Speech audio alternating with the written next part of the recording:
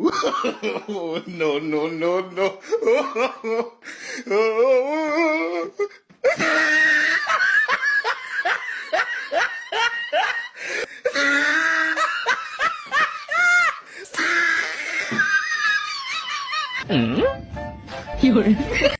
Le monde retient son souffle. La position agressive du président français Emmanuel Macron face à la Russie, une puissance nucléaire, est un pari dangereux. Alors que le président Trump prône la prudence, préconisant le dialogue et la diplomatie, Macron fonce tête baissée, semblant déterminé à aggraver la situation.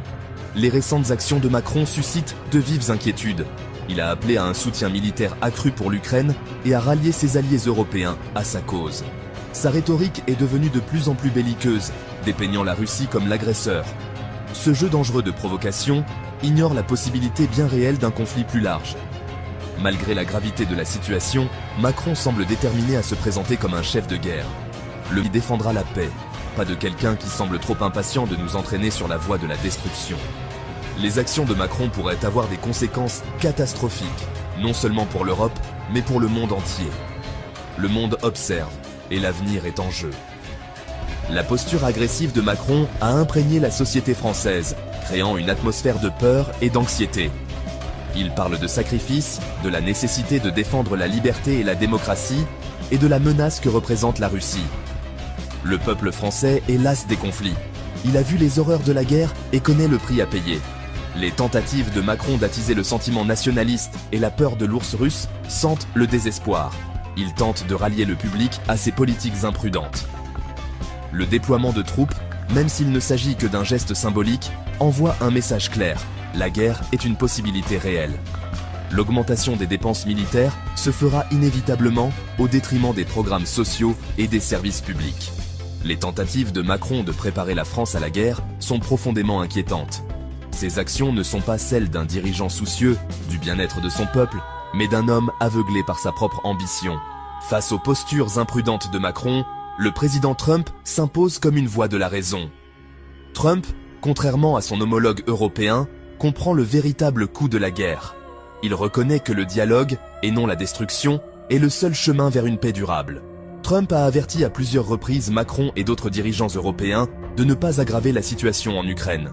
Au lieu de cela, Trump a appelé à un règlement négocié qui réponde aux préoccupations légitimes de sécurité de toutes les parties impliquées. Ces appels, cependant, sont restés lettre morte. En ignorant les avertissements de Trump, Macron et ses alliés mettent en danger leur propre pays et le monde entier. Viens faire la France, les chars militaires français encercler ma maison pour me capturer comme un malfaiteur, comme un malfrat. De près de ou plus de 60% des minerais stratégiques, ceux qui vont faire l'économie de demain, se trouvent ici au Congo. Mais si nous sommes distraits, vous savez ce qui risque de nous arriver? On va nous faire une guerre ici, comme en Irak, comme en Afghanistan. Des multinationales vont prendre des pans entiers de notre pays et vont les diriger avec des seigneurs de guerre uniquement pour exploiter nos richesses. Nous ne pouvons pas accepter que le Sahel devienne le théâtre de rivalités de puissances étrangères dont les affrontements ne font qu'aggraver la déstabilisation de la région. Ce thème de la présente session, qui guide nos discussions, nous invite à repenser nos responsabilités collectives. Nous avons, dans une interview, parlé du régime ivoirien. Certains Burkinabés sont montés sur leurs chevaux et critiqués. Je le dis, j'insiste et je persiste.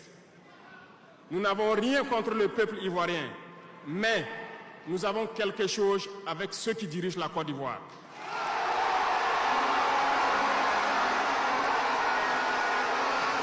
Nous le disons et nous le répétons encore.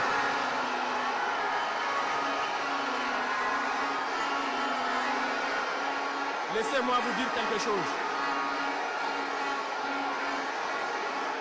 Permettez-moi de vous dire quelque chose. Il y a bel et bien à Abidjan un centre des opérations pour déstabiliser notre pays. Personne ne peut le nier et nous vous ferons les preuves dans les jours suivants. Nous vous montrerons des preuves physiques. Vous allez comprendre de quoi nous parlons. Personne ne viendra nous dire qu'au Bénin, il n'y a pas de base française dirigée contre nous. Nous avons les preuves sous la main. Toi qui as lu l'histoire de la traite nucléaire, en partant à l'école, c'est toi, blanc, utilises pour combattre ton frère parce qu'il parle pour ce qui est pour notre liberté, pour notre bien. Et tu es fier. Et toi comme ça, là, tu penses que tu travailles. Et on te donne des miettes. Entre ta liberté et la liberté de ton peuple. Et puis les miettes qu'on te donne là, être wowo, milou. Je sais pas, blanc, vous donne quoi même. Merci, papa. Alléluia. Est-ce que moi il y a problème? Ici en Afrique, il y a tout. Voilà. Vous dites qu'en Afrique, il y a pauvre, il n'y a rien en Afrique. Mais une assiette où il n'y a rien dedans, on te dit de laisser l'assiette là. Et puis tu es accroché à ça.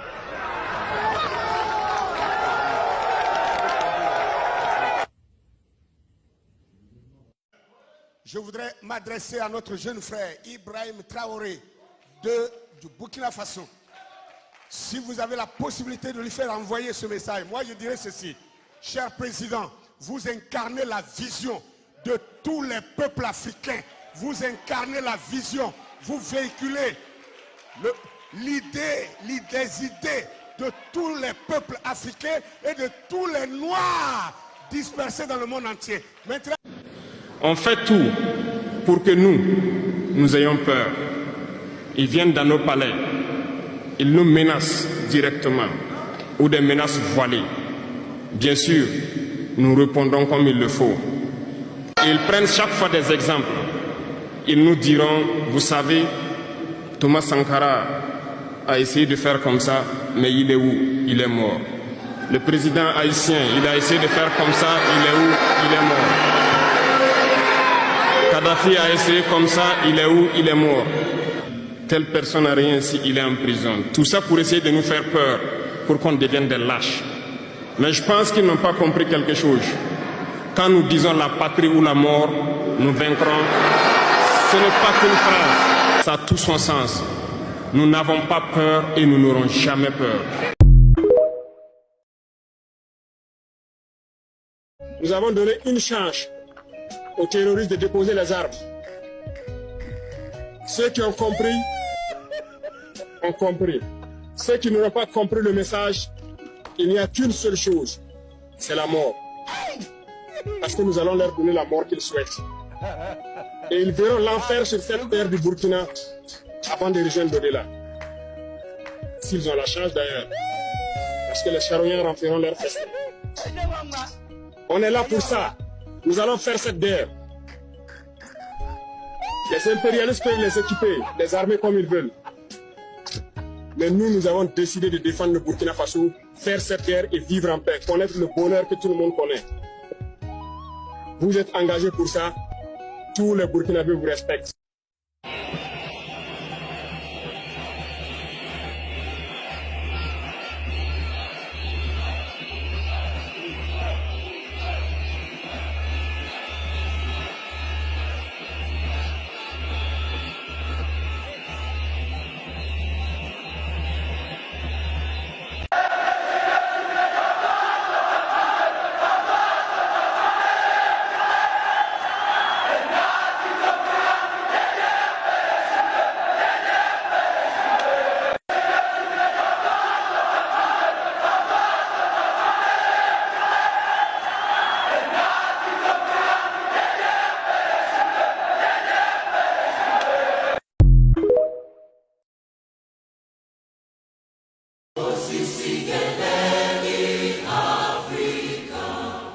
Malupa